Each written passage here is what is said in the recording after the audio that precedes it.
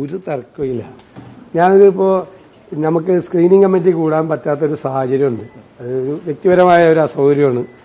അത് എനിക്ക് പറയാൻ ബുദ്ധിമുട്ടുണ്ട്. അതുകൊണ്ടാണ്. അപ്പം അത് രാത്രി ലേറ്റായിട്ടേ കൂടുള്ളൂ. അദ്ദേഹം ഇല്ല ഇവിടെ, സ്ക്രീനിങ് കമ്മിറ്റിയുടെ ചെയർമാൻ. അദ്ദേഹം ഇവിടെ ഇല്ല, സ്ഥലത്തില്ല. അതുകൊണ്ട് അദ്ദേഹം ഗുജറാത്തിലാണ്. അപ്പം രാത്രി വൈകിയായിട്ടാണ് അത് കൂടാൻ പറ്റുള്ളൂ. അത് കഴിഞ്ഞാൽ അപ്പം തന്നെ എല്ലാം റെഡിയാണ്. നിങ്ങൾ മാത്രമല്ല, ഇതിന്റെ ഇടയിൽ നടക്കുന്ന സംഭവ വികാസങ്ങൾ കൂടി നിങ്ങൾ വാച്ച് ചെയ്യണ്ടേ. അതെല്ലാം ഞങ്ങൾ നോക്കണ്ടേ. അതെല്ലാം കൂടി പരിഗണിച്ചിട്ട് അതിന്റെയും കൂടി ഒരു തീരുമാനം വേണ്ടേ ഞങ്ങൾക്ക്. എത്ര സ്ഥലത്തപ്പോ ഞങ്ങൾക്ക് തീരുമാനം എടുക്കണം. അപ്പൊ ഞങ്ങൾ നേരത്തെ അല്ല, ഞാൻ പറഞ്ഞപ്പോ നിങ്ങൾ വിശ്വസിച്ചില്ലല്ലോ. ഞാൻ കഴിഞ്ഞ ആഴ്ച ഇവിടെ വന്നപ്പോഴും പറയില്ല ഇനിയും വിസ്മയം ഉണ്ടാവും എന്ന് പറയല്ലേ. ഇനിയും ഉണ്ടാവും. കേട്ടോ ഇത് കേക്ക്. ഇനിയും ഉണ്ടാവും വിസ്മയം. പോരെ. അല്ല, അത് ഞങ്ങൾ ആലോചിച്ചിട്ട് ഞങ്ങൾ നാളെ രാവിലെ ആ തീരുമാനം പ്രഖ്യാപിക്കും. യു ഡി എഫിലെ എല്ലാ ഘടകകക്ഷികളുമായിട്ട് ആലോചിച്ചിട്ട് ആ തീരുമാനം പ്രഖ്യാപിക്കും. എന്താണ് CPM ൽ നടക്കുന്നത്? എന്താണ്? CPM തകരുകയാണ്. നിങ്ങൾ ബംഗാളിലെ 33 വർഷത്തെ ഭരണത്തിന് ശേഷം CPM തകർന്നു. 33 വർഷം എടുത്ത് അവിടെ തകരാൻ. ഇവിടെ 10 വർഷം എടുക്കുള്ളൂ. ഇതിന്റെ അകത്ത് നടക്കുന്ന കാര്യങ്ങൾ എന്താണെന്ന് നിങ്ങൾക്ക് ബോധ്യപ്പെട്ടില്ലേ? ഒരു കാലത്തും CPM നേരിടാത്ത ഗുരുതരമായ പ്രശ്നങ്ങളാണ്.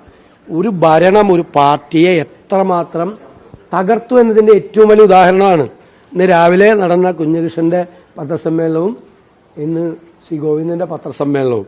CPM നേതൃത്വം എത്രമാത്രം അധപ്പതിച്ചിരിക്കുന്നു എന്നുള്ളതാണ്. ഒരു പാർട്ടിയെ എങ്ങനെ മുഴുവൻ അഴിമതിയാണെന്നാണ് പറയുന്നത്. പ്രധാനപ്പെട്ട നേതാക്കളാണ് പറയുന്നത്. നിങ്ങൾക്കറിയാലോ, ഇവരൊന്നും പറയുന്നത് അവർ മാത്രമല്ല പറയുന്നത്. ഞങ്ങൾക്കിതെല്ലാം അറിയാം. ഞാൻ നിങ്ങളോട് എല്ലാവരോടും പറഞ്ഞല്ലോ, ഒരു വർഷം മുമ്പ് പറഞ്ഞല്ലോ, പാർട്ടി പ്രവർത്തകരോടും പറഞ്ഞു, നല്ല ഉത്തമ കമ്മ്യൂണിസ്റ്റുകാരെ കാണുമ്പോൾ ചിരിച്ചോളാൻ പറഞ്ഞു ഇല്ലേ. അപ്പം എല്ലാവരും കളിയാക്കി പറഞ്ഞാന്ന് വിചാരിച്ചാൽ അതല്ല. പാർട്ടിയിൽ നടക്കുന്ന കാര്യങ്ങളെക്കുറിച്ച് ഞങ്ങൾക്ക് നല്ല ബോധ്യം ഉണ്ടായിരുന്നു. CPM ൽ നടക്കുന്ന കാര്യങ്ങളെക്കുറിച്ച് നല്ല ബോധ്യം. ഇടതുപക്ഷ സഹയാത്രികരിൽ ഒരു 90% പേരും CPM-മായിട്ടുള്ള ബന്ധം ഉപേക്ഷിച്ചു, ഞങ്ങളുടെ കൂടെയാണ്. ഞാനിതൊരു വിശാലമായ പ്ലാറ്റ്ഫോമാണ് UDF എന്ന് പറഞ്ഞില്ലേ. കുറേ രാഷ്ട്രീയ പാർട്ടികളുടെ കോൺഫെഡറേഷൻ മാത്രമല്ല UDF, ഇടതുപക്ഷ സഹയാത്രികർ കൂടി ഉൾപ്പെട്ട വിശാലമായ ഒരു പൊളിറ്റിക്കൽ പ്ലാറ്റ്ഫോമാണ് UDF. വെറുതെ അല്ല ഞങ്ങൾ 30 വർഷത്തെ ഏറ്റവും വലിയ വിജയം ഈ ലോക്കൽ ബോഡിയിൽ ഉണ്ടായത്. ഞങ്ങൾക്ക് കമ്മ്യൂണിസ്റ്റുകാരുടെ ഉൾപ്പെടെയുള്ള വോട്ടുകൾ കിട്ടിയിട്ടുണ്ട്. ഇനി വരാൻ പോകുന്ന തെരഞ്ഞെടുപ്പിൽ ഈ ലോക്കൽ ബോഡിയിൽ കിട്ടിയിരിക്കുന്നതിനേക്കാൾ കൂടുതൽ വോട്ടുകൾ ഞങ്ങൾക്ക് അവരുടെ ഭാഗത്ത്, അവർക്ക് നിരന്തരമായി വോട്ട് ചെയ്തുകൊണ്ടിരുന്ന ആളുകൾ ഞങ്ങൾക്ക് ചെയ്യും. TK ഗോവിന്ദൻ ഉയർത്തിയ ആരോപണങ്ങൾ അത് CPM-നെ സംബന്ധിച്ചിടത്തോളം CPM-നെതിരെ ഗുരുതര സ്വഭാവമുള്ള ആരോപണങ്ങളാണ്. എന്തായിരിക്കും ഇതിനെ എങ്ങനെ നോക്കിക്കാണുന്നത്? അല്ല, നിങ്ങളെ അത് മാത്രം മതിയല്ലോ ഈ ഗവൺമെന്റിനെതിരായിട്ടും LDF-നെതിരായിട്ടുള്ള തെരഞ്ഞെടുപ്പ് പ്രചരണത്തിന്റെ കണ്ടന്റ് എന്ന് പറയുന്നത് ശ്രീ ഗോവിന്ദൻ നടത്തിയേക്കണ പത്രസമ്മേളനം മാത്രം മതിയല്ലോ. അതിനേക്കാൾ കൂടുതലൊന്നും വേണ്ടല്ലോ. അതിനേക്കാൾ കൂടുതൽ വേണോ? എന്താ പറഞ്ഞിരിക്കുന്നത്? ഗോവിന്ദൻ പറഞ്ഞിരിക്കുന്നത് പിണറായി വിജയൻ എന്നുള്ള നേതാവ് ഒരു കാര്യത്തിൽ അദ്ദേഹത്തിന് ഒരു കാര്യത്തിൽ ഇടപെടുന്നില്ല, അദ്ദേഹത്തിനൊക്കെ സപ്പോർട്ട് ചെയ്യുന്നുള്ള രീതിയിലാണ് അദ്ദേഹം ഇതിനെല്ലാം എൻഡോസ് ചെയ്യുന്നു എന്നാണ് പറഞ്ഞത്. എല്ലാത്തിനും ഈ കാണിക്കുന്ന വൃത്തികേടുകൾക്കെല്ലാം അദ്ദേഹം കൊട പിടിച്ചു കൊടുക്കുന്നു.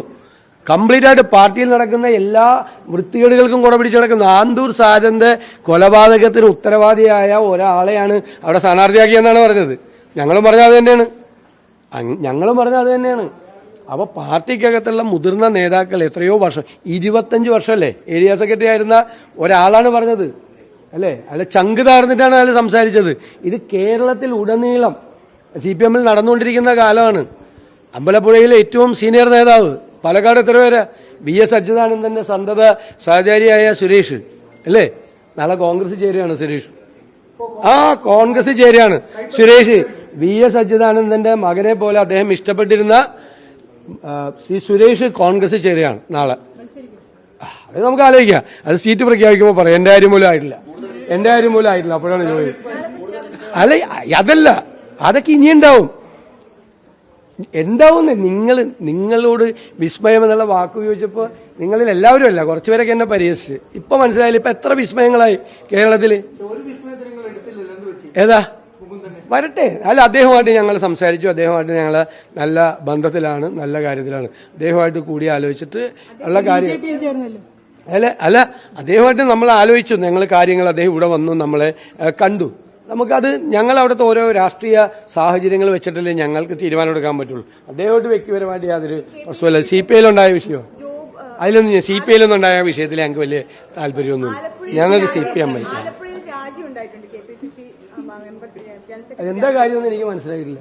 അവിടെ സീറ്റ് പോലും തീരുമാനിച്ചിട്ടില്ല. അതിനു മുമ്പ് അദ്ദേഹം രാജിവെക്കേണ്ട ആവശ്യം എന്താണെന്ന് അറിയത്തില്ല. എന്റെ സുഹൃത്താണ് ജോബ്. ഞാൻ വിളിച്ചിട്ട് അദ്ദേഹത്തെ കിട്ടിയില്ല. അവിടെ സീറ്റ് പോലും ആലപ്പുഴ ജില്ലയിൽ സീറ്റ് പോലും തീരുമാനിക്കുന്നത് അതറിയില്ല എനിക്ക്. അതാണ് വേറെ എന്തെങ്കിലും കാരണം ഉണ്ടാവും. അതൊന്നും കാര്യം ഇതിലൊന്നും കാര്യം. തീർച്ചയായിട്ടും നാളെ നമുക്ക് രാവിലെ CEC ഉണ്ട്. ആവശ്യമുണ്ടെങ്കിൽ വൈകുന്നേരം CEC യോഗം ചേരാമെന്ന് സമ്മതിച്ചിട്ടുണ്ട്. ഇന്ന് വൈകാൻ കാര്യം ഇതാണ്. എടാ നിങ്ങൾ അത് തെറ്റായ വാർത്ത കൊടുക്കരുത്. ഞങ്ങൾ രാഹുൽ ഗാന്ധിയും കോൺഗ്രസ് പ്രസിഡന്റിനെയും എനിക്ക് നേരത്തെ ദേഷ്യം വന്നു.